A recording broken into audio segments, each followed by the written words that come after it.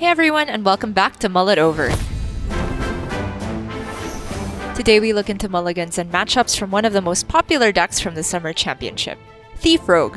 The deck has plenty of variations, some including Swashbuckler and Double Agent, others with Contraband Stash and Test Greymane, and the newest versions featuring Jackpot and Swiftscale Trickster. But for this episode, we'll focus on last weekend's best performing version with double Shroud of Concealment and double SI7 Extortion. Extortion itself hardly feels like a crucial card to play in the deck, but it's still kept in the mulligan as it and Blackwater Cutlass are your only tradable cards. Trading on turn 1 is ideal for Thief Rogue, as it discounts Wild Pawn Null while you're still under a Maestro Disguise.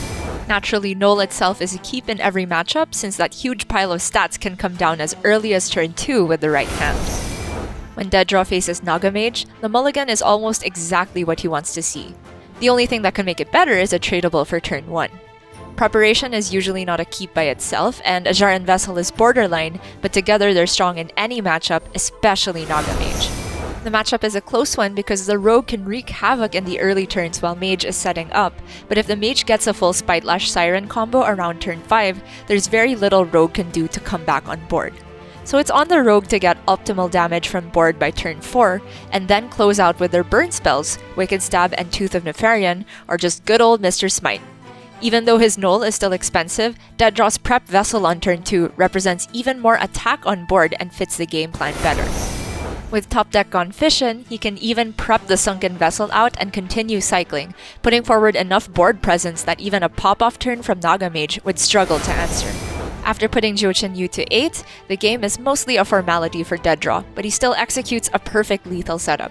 Fillet Fighter, and then the second Gun Fission to draw the Wicked Stab he saw from the first Dredge. He Shadow Steps the Fillet and hits with his Dagger, meaning that even if the Nagamage manages a full board clear and counter-lethal setup next turn, Dead Draw would still have Wicked Stab plus Dagger plus Fillet for the perfect 6 damage.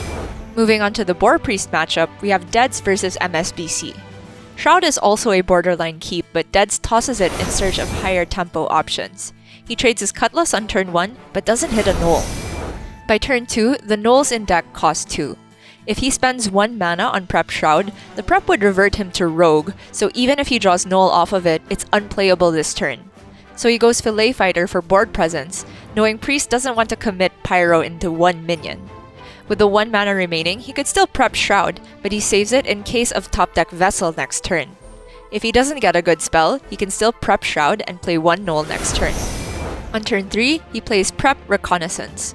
There are currently 37 non-rogue class Death Rattle minions, 5 of which cost 5 and thus fit the curve with Recon on 3.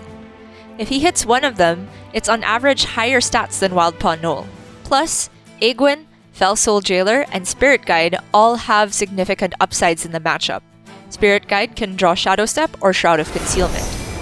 He ends up hitting Fellsoul Jailer, which is arguably the best in the Boar Priest matchup, because if you can discard their Elwyn Boar and Shadow Step the Jailer back to hand, the Boar never enters the pool of minions for Amulet of Undying, and the Priest combo is instantly dead. Thankfully for MSBC, nothing like that happens.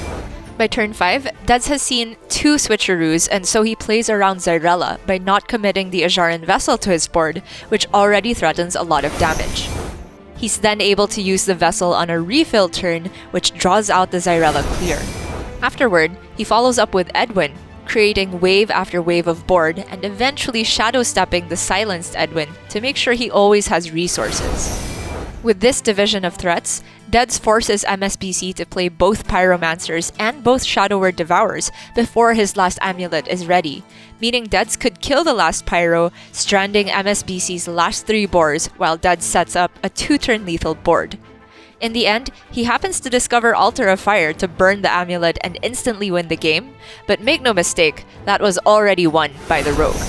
Next up, we have Rogue versus Warrior. Both the control and charge variants are tough matchups for Rogue, but if there's ever a recipe for success, it's the hand Levick keeps versus Fury Hunter. Edwin is crucial specifically against Warrior because it's a mid-game source of both card draw and pressure, and it can be used for an OTK setup with Mr. Smite after Shadowcrafter Scabs has been played.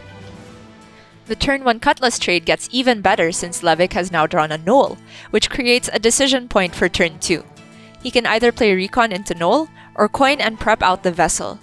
Because the Cutlass discount went on Recon rather than Vessel, Levick goes for Recon and Null, with a strong potential curve of Aegwin into Vessel. Note that he holds onto the coin by holding back on Vessel this turn. The way it panned out, Vessel was never even necessary as Levick got a devastating Rustrod Viper, which starved Fury Hunter of card draw from Forged in Flame. With Edwin into Shadow Step already set up, the coin Levick saved finally pays off on turn 7, allowing for an early Scabs. And of course, the classic hero power into Edwin play seals the game with plenty of damage to spare once Smite is found. Last but not least, let's take a look at a lightning-fast but intricate matchup, the Rogue Mirror. Right off the bat, MSBC takes a value-oriented approach by keeping Shroud of Concealment. The card is quite slow, but it means more chances at drawing Wild Paw Null. The player with more early Nulls is far ahead in the matchup, and playing one out for no immediate rush value is always at risk of being punished by Null and Shadow Step on the other side. On turn 1, Deads trades Cutlass even with Extortion in hand, losing the gamble to discount his Vessel. When you have both Extortion and Cutlass in hand, the argument to trade Extortion first is so that you maximize the chances to discount more relevant spells, so at first this looked a bit strange to me. But Deads eventually does get use out of his zero-cost Extortion. On turn 3, after multiple Cutlass trades, he coins out a Vessel. He can follow with the second on turn 4 because of the discounts. In the mirror, the first to play Vessel is usually at an advantage even if the opponent has a Null, because the stealth essentially guarantees 6 damage face. By turn 4, MSBC has played his second Shroud and is far behind on tempo. Even with a trade on turn 1, his Null still costs 1 since he drew Smite and Viper earlier, but the stealth from Shroud can at least protect it. Dead's own turn 4 consists of a close choice between Blademaster Okani and a Jaren Vessel. Okani here can potentially block a Vessel on the other side, but is also vulnerable to Cutlass with a Null already on board. Deads could have gone for a mind game of blocking Minion instead, which would potentially punish a second Null, but chooses the safer line of Vessel. He even skips on trading Cutlass first to avoid the risk of discounting a different spell. By this point, he can already count a total of 24 damage by turn 7, 12 from his 4 3/3s and 12 from Smite plus Shadow Step. He only needs 6 more for lethal, so he commits Extortion for another 3 damage while MSBC is still unscathed. MSBC responds with Null plus Shadow Step to clear 2 of the 3/3s, plus his own Vessel, better late than never. But Deads draws Tooth of Nefarian, the 3 damage he was missing. With a clear 3-turn lethal setup, Okani plus Cutlass to kill the opposing Null looks decent, but the Okani hardly gets Battlecry value when it's dead to trades on board. So Deads trades his Cutlass and daggers up instead, using Tooth as removal to protect his own health total. The hero power still represents a lethal setup this way, counting a re-dagger on turn 7. However, MSBC capitalizes with a top deck Krakatoa, setting up a lethal of his own.